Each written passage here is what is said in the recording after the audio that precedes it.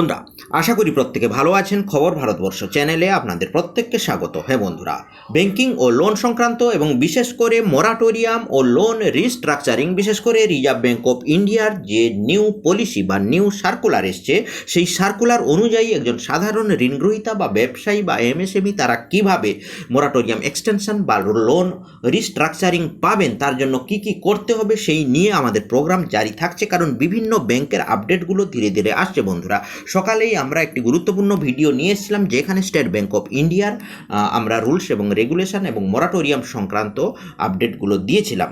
ধীরে ধীরে এইচডিএফসি ব্যাংকেরও এসে গেছে। এখনই আমরা দেখতে পাচ্ছি বন্ধুরা, আইসিআইসিআই ব্যাংকের তরফ থেকেও কিন্তু আপডেট দেওয়া হয়েছে লোন রিস্ট্রাকচারিং এবং মোরাটোরিয়াম এক্সটেনশন সংক্রান্ত। একটা কথা বলে রাখি, রিজার্ভ ব্যাঙ্ক অফ ইন্ডিয়া যে সার্কুলার জারি করেছিলেন 6ই আগস্টে যে সার্কুলার জারি করা হয়েছিল, সেই সার্কুলার অনুযায়ী কিন্তু বিভিন্ন ব্যাংক, মাইক্রো ফাইন্যান্স, এনবিএফসি তারা কিন্তু জারি করছেন তাদের নির্দেশনামা বা তাদের প্রসেসিংগুলো জারি করছেন। তো সেই মোতাবেক কিন্তু আইসিআইসিআই ব্যাংকও জারি করলেন। প্রায় সমস্ত ব্যাংক, এনবিএফসি, মাইক্রো ফাইন্যান্স ধীরে ধীরে জারি করবেন এবং রুলস এবং রেগুলেশন বা প্রসেসগুলো কিন্তু প্রায় সেমই হবে, সেম প্রসেস হবে। একটু আধটু এদিক ওদিক হয়তো হবে, কিন্তু এলিজিবিলিটি থেকে শুরু করে ডকুমেন্টেশন থেকে শুরু করে সব কিছু কিন্তু প্রায় সেম হবে। আমরা দেখে নেব অত্যন্ত এখানে গুরুত্বপূর্ণ কিছু তথ্য বন্ধুরা, আমরা আপনাদের সাথে আলোচনা করব। প্রথমে বলা হচ্ছে, আমরা চলে আসব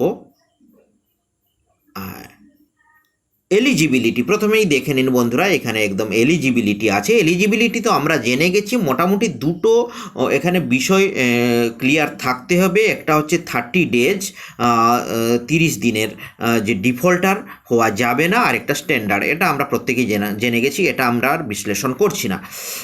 এরপরে আমরা চলে আসবো যেটি আরেকটি গুরুত্বপূর্ণ, আমরা দেখতে পাচ্ছি, দেখে নিন বন্ধুরা, এই যে এখানে what types of credit facility are eligible for restructuring, অর্থাৎ কী ধরনের লোনগুলো কিন্তু রিস্ট্রাকচারিং পাবে বা এক্সটেনশন, মোরাটোরিয়াম এক্সটেনশন পাবেন, কী ধরনের লোনগুলো, আমরা সেগুলো একটু দেখে নেব। লোনস অফ ইন্ডিভিজুয়াল, মানে এটা হচ্ছে যারা যারা বড়োয়ার, যারা individual borrower. Customer loans such as credit card outstanding balance, auto loans, secure personal loans to professionals, home loans, educational loan, অর্থাৎ প্রায় সমস্ত লোনই কিন্তু এর মধ্যে কিন্তু বিলংস করে যাচ্ছে। সমস্ত লোন, সাধারণ ঋণগ্রহীতার, একজন জেনারেল বড়োয়ারের সমস্ত লোনই কিন্তু এর মধ্যেই ইনক্লুড থাকছে, সেমন কোনো কিন্তু শর্ত নেই। অর্থাৎ সমস্ত ঋণের ক্ষেত্রে loans taken by customer of investment in financial asset, shares, ETC, অর্থাৎ শেয়ার বাবদও যারা লোনস নিয়েছেন তারাও কিন্তু এই ফেসিলিটি পাবেন।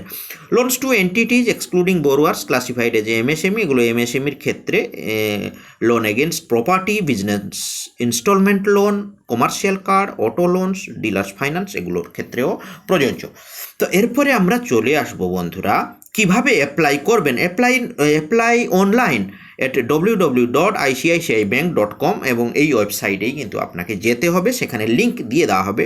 কিছু এখনও পর্যন্ত লিঙ্ক যদিও আসেনি, তবে সেটি খুব তাড়াতাড়ি সেই লিঙ্ক প্রোভাইড করবেন আইসিআইসিআই ব্যাংক কর্তৃপক্ষ, এবং সেই লিঙ্কে গেলেই কিন্তু আপনি সেখানে লোন অ্যাকাউন্ট নম্বর দিতে হবে, তারপরে ওটিপি ইত্যাদি আসবে। যে প্রসেস আমরা বলেছি এসবিআইয়ের ক্ষেত্রে অনেকটা একই রকম। এরপর আর কি তথ্য এখানে গুরুত্বপূর্ণ সব থেকে আমরা আলোচনা করব। হ্যাঁ, সব থেকে গুরুত্বপূর্ণ তথ্য বন্ধুরা যেটি বর্তমানে দাঁড়িয়েছে, সেটি হচ্ছে ডকুমেন্ট। কি ডকুমেন্ট লাগবে একজন সাধারণ ঋণগ্রহীতা, যার কাছে তো সেভাবে ডকুমেন্ট থাকে না, তাও আমরা দেখে নেব, যেহেতু এখন ডকুমেন্টের ওপর জোর দেওয়া হচ্ছে। এইখানে একদম দেখে নিন বন্ধুরা, পুরো পয়েন্টিং এখানে আমরা করে দিচ্ছি, what are the documents to be submitted to ICICI bank. ICICI bank কী ডকুমেন্ট জারি বা দিতে বলছেন। এসবিআই বা এইচডিএফসি বা অন্যান্য ব্যাংক, এনবিএফসি, প্রত্যেকের ক্ষেত্রে প্রায় সেম হবে ডকুমেন্টগুলো। লোনস টু ইন্ডিভিজুয়াল লোনের ক্ষেত্রে যদি কেউ স্যালারিজ পারসন হন, অর্থাৎ চাকুরিজীবী হন, up to date salary slip for January 2020, অর্থাৎ জানুয়ারি 2020 থেকে কিন্তু তাকে স্যালারি স্লিপ দিতে হবে, অর্থাৎ তার যে স্যালারি বন্ধ হয়ে গেছে বা জব চলে গেছে সেগুলো কিন্তু সেখান থেকে বোঝা যাবে। Up to date bank account statement from January 2020 for the account in which salary is credited. Bank statement দিতে হবে জানুয়ারি 2020 থেকে। Proof of loss of job from previous employer in case of loss of job, যেটি তার যে job চলে গেছে সেই কিন্তু প্রুফটা দিতে হবে। The customer's declaration of current unemployment due to loss of job, তাকে একটা ডিক্লারেশন দিতে হবে কাস্টমারকে যে তিনি এখন তার কোনো চাকুরি নেই বা কাজ নেই আপাতত। তাহলে যিনি স্যালারিড পারসন অর্থাৎ যিনি চাকুরিজীবী তাকে কিন্তু এই ডকুমেন্টগুলো দিতে হবে। ভালো করে কিন্তু দেখে নিন। সেলফ এমপ্লয়েড যারা ব্যবসা বা অন্যান্য কাজকর্ম করেন তাদেরকে কি কি দিতে হবে, তাদের ক্ষেত্রে খুব একটা বেশি নেই আমরা দেখতে পাচ্ছি। Bank account statement for previous 12 month along with income document as may be applicable.